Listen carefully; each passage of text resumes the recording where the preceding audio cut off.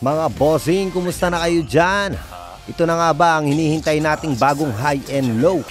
Well, alamin natin mga bossing ko. Alam kong miss na miss nyo na ang high and low at ganun din naman ako. Syempre, ang tagal nating naghihintay ng bago nilang release na movie. Kaya mga bossing, panoorin nyo to kung gaano kagandang laban to.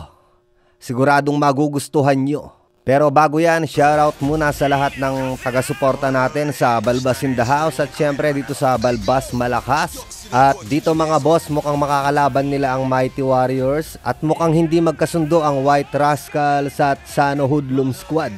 At dito naman ay umpisa na ng isang malaking gulo. Mukhang mabigat-bigat na labanan to mga bossing.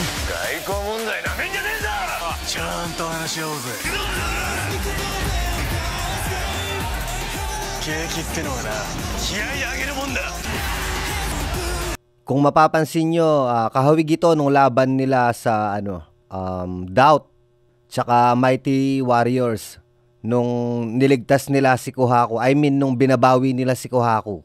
Yung time na nagtulong-tulong ang 5 gang.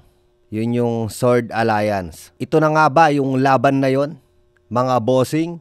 Syempre, hindi. Tanginang yan. Na-prank ako mga boss. Commercial lang pala ito ng isang noodles. Ayan. Ang ganda pa naman. Akala ko bagong movie na.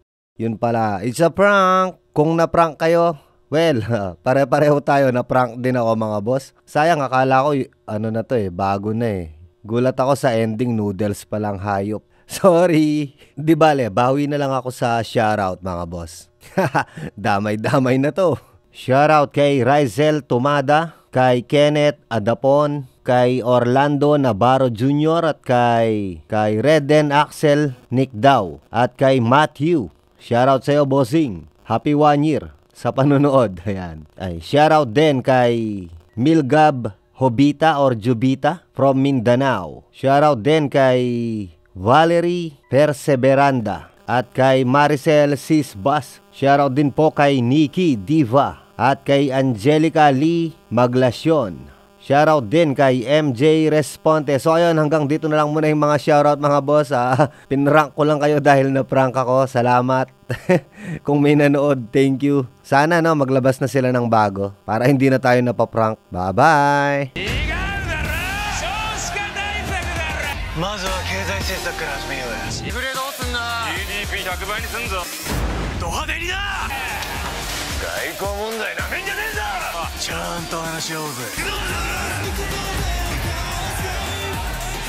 景気ってのはな、気合い上げるもんだ。